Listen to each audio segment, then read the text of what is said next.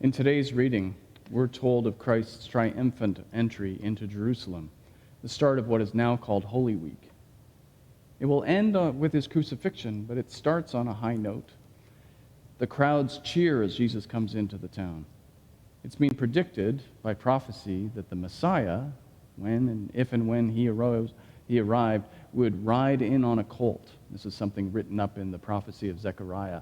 So Jesus deliberately chooses a colt to ride in on so that people can get that, yes, indeed, he is the Messiah. He is the fulfillment of that prophecy.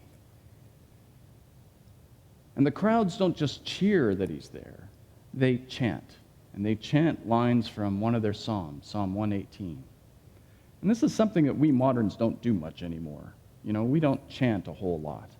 When political campaigns are held, leaders choose songs, usually rock songs, that they like to try and get positive associations from people. So when Prime Minister Stephen Harper, when he campaigned the last time, his theme song was BTO's Taking Care of Business. And when Biden ran, his theme song was Higher Ground, an old Stevie Wonder song. But today, not too many of us would break into song if we saw the Prime Minister's limo driving by. If you really love the Prime Minister, you might chant 4 more years, but that'd probably be the end of it. So chanting and singing and serenading politicians isn't something that we do now, but it is something that they did back then. And that's why the Pharisees are worried. The Pharisees can hear that the chant which the Jewish supporters of Jesus are chanting is, "Blessed is the King who comes." And the problem is that word king. He says, "Blessed is the King who comes in the name of the Lord." But king, the Pharisees, these particular Pharisees are sympathetic to Jesus, and they're saying, don't let them call you king. The Romans are here. The Romans are flooding into Jerusalem because it's Passover. Hundreds of thousands of people from all over the Mediterranean, Jews, would come to Jerusalem during Passover. And during that time, the Romans would send extra reinforcements, extra army officers and soldiers to try and keep the crowds under control. If there was ever going to be an insurrection, it was going to be during Passover when the numbers would be on the Jews' side. And the last thing the Romans want to hear is that there's some insurrectionist, rebel king, someone calling himself king during Passover. So that's why the Pharisees say, shh, be quiet. Don't let them sing that out. And the Romans, when they crucified Jesus, just a few days later, they will hang a sign above his head on the cross saying, "Jesus of Nazareth, King of the Jews."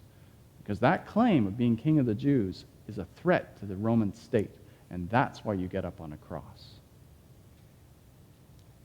Jesus, of course, knows the risks which are posed by riding in on a donkey. And when people throw their coats on the ground, that's their sign of saying he's a king, because that's the way you greet kings. But he tells the Pharisees, don't quiet them, because I tell you, if you quiet them, these stones will sing out instead. Now, this sounds like a figure of speech, just a poetic, rhetorical flourish. We all know that stones can't sing. They don't have mouths. There's no way that they could possibly sing. But Jesus, in saying this, is reminding us that he isn't an earthly king, but rather he's the one who stilled the storm. He's the one who walked across the water and multiplied the loaves and fishes. Jesus is not just supposed to be a nice moral teacher, but rather he presents himself as the one who helped God make the universe, who was there from the very beginning. This is the cosmic Jesus. And so Jesus says, if my followers don't sing out about me, then these stones will. He's reminding us that he is more than just a wisdom teacher. Now, this claim, of course, that the stones could sing out is a problem for us moderns, because we know better. We know that matter is composed of basic things like molecules and atoms, little bits of stuff. That's the way we think of matter. And we know that stones, of all things, they don't have brains, they don't have mouths, they can't possibly sing. So when Jesus says this, we can either hear it as a poetic flourish, or we can reach the conclusion that the people who wrote the New Testament were just superstitious people, and we've moved on since then. It takes a really long time for society to digest new scientific ideas. Most of us, when we think of stones and matter, we think about what we learned in high school, which for many of us was a long time ago. And at that time, we were told that the atom is like a solar system, where there's a nucleus in the middle, and then there's electrons which orbit around it. These things are even called electron orbitals, right? And there's multiple levels of them. However, if you visit physics departments now, like the ones at U of T or the big physics institute, which is out in Guelph and Waterloo, you'll find that they don't talk about the atom that way. That kind of thinking is 100 years old. They have moved on. Instead, the hot way of talking about matter now is in terms of something called string theory. And it posits that the universe is actually composed not of 3 dimensions or 4 if you include time, but actually 11 dimensions. And the goal of string theory is to try and understand in a better way how matter is composed, and how the forces which act on matter work, and how the universe as a whole works. Because our current model can't reconcile what happens at the subatomic level, the quantum level, with gravity and the big, big cosmic things which Einstein talked about in terms of relativistic effects and galaxies flying through space and space itself expanding. Our current model doesn't reconcile all those things. Part of the model works really well for the small stuff, and part of the model works really well for the big stuff, but there isn't something which glues them together. So string theory has come along and said, maybe we're just going about this all wrong. So what is string theory? Well, as you can probably guess, it involves strings, but not strings which are straight lines, but strings which are circles, closed loops. And it's based on the idea that matter is not like a little solar system. That's not how the atom works. Rather, instead, the little bits which compose matter, the electrons and the photons and the quarks, which actually are the constituent parts of a proton or a neutron, those little bits are actually composed not of bits of stuff, but rather of strings that vibrate. And the frequency at which those strings vibrate determines whether that string will express itself as an electron or a photon or a quark.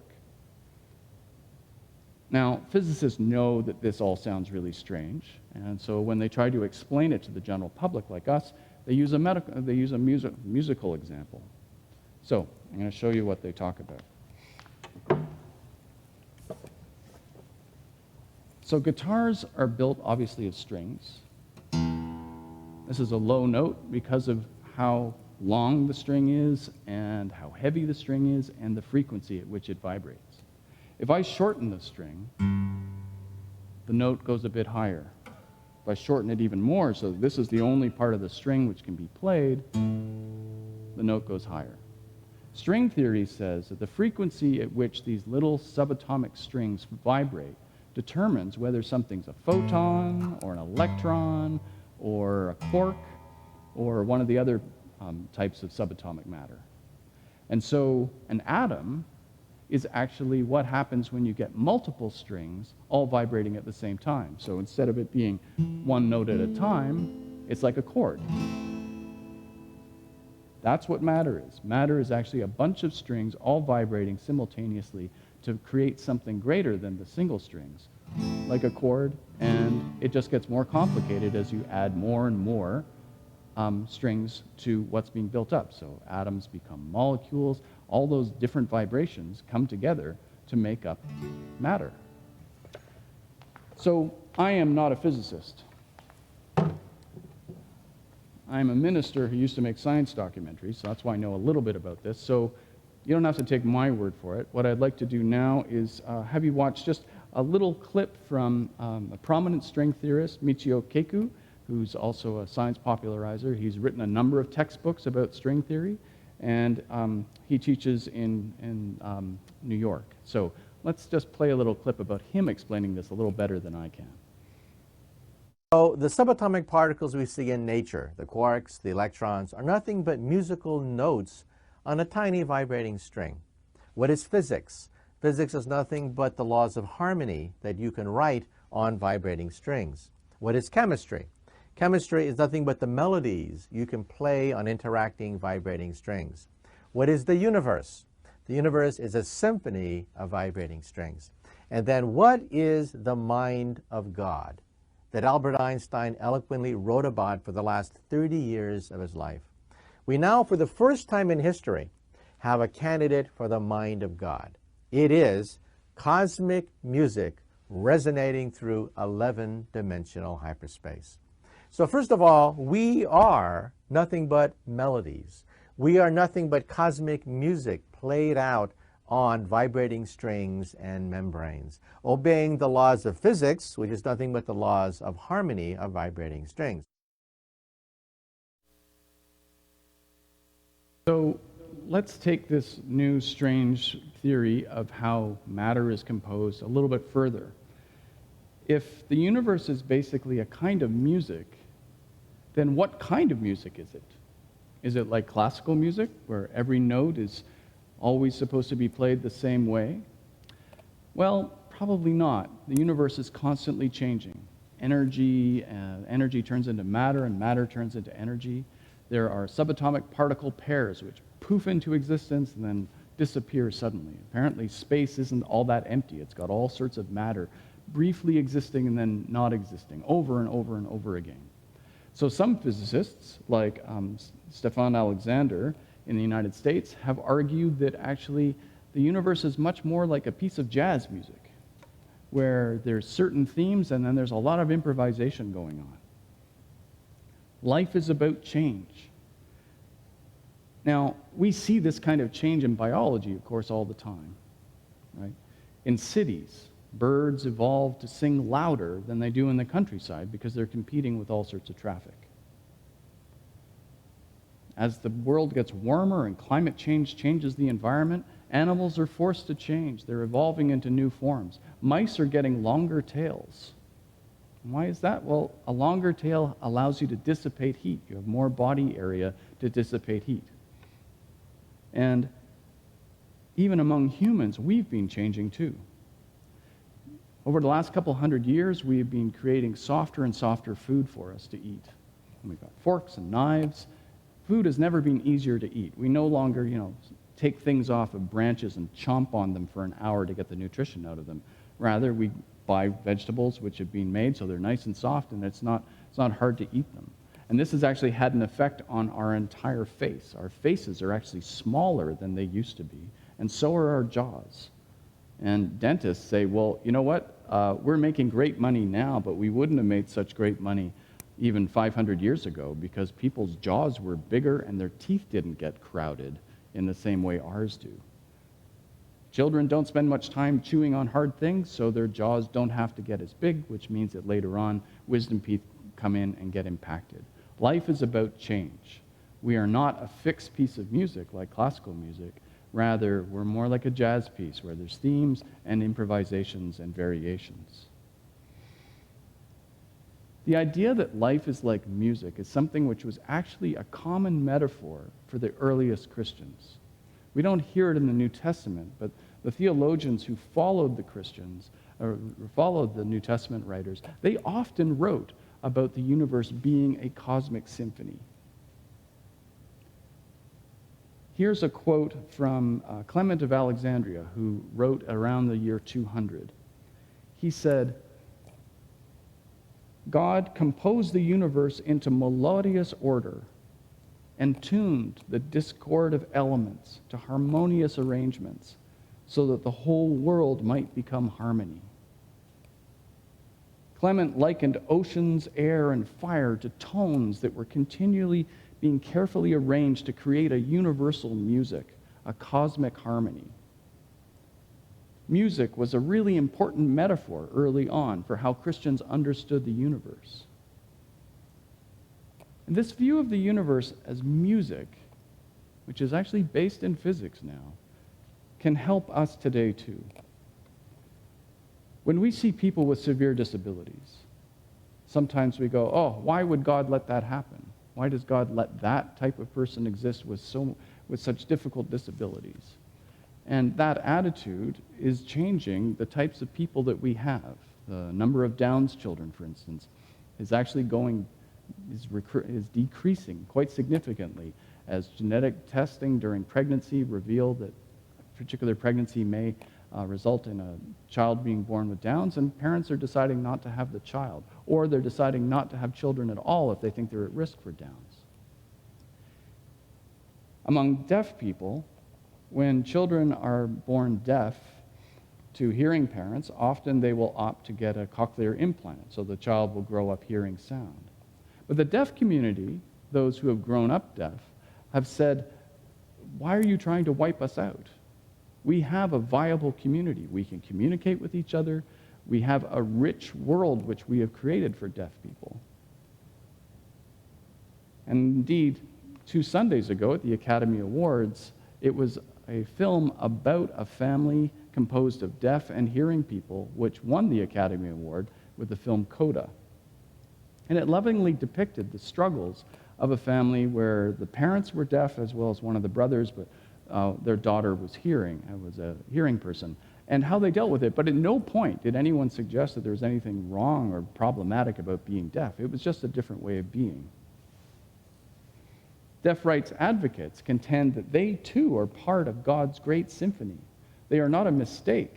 They're just another note on the cosmic keyboard. We need to be very careful about deciding what kind of human being is allowed to exist. A musical view of the universe encourages us to see that every kind of person has a part in this vast symphony. No note on its own is very interesting. You play a C, you ask a musician, what's your favorite note? Well, it's a silly question. They may be proud that they can hit a particular note if they're a singer, but one note on its own doesn't make much difference. It's how they go together that makes the melody, that makes the harmony. As notes, as people, we may not see the greater harmony that we are part of. It took scientists many, many years to come up with string theory, to see the universe as a collection of vibrations, resurrecting an old musical model which was known to our Christian ancestors. We do know that Jesus has taught us that every kind of person matters. Every kind of person is precious and loved by God. We may not get that, but our faith asks us to take a leap of faith and to realize that person who you may not understand is actually part of God's precious vision, part of God's precious composition for this universe. We are the notes, not the composer of this jazz symphony. So let's not marvel that Christ said that if my people stopped singing, even the stones would cry out. Because now it sounds like science thinks the stones have been singing the entire time. And if so, is it any wonder that they would sing louder if they saw their Creator walking by? If Jesus were to walk in here today, how could we keep from singing?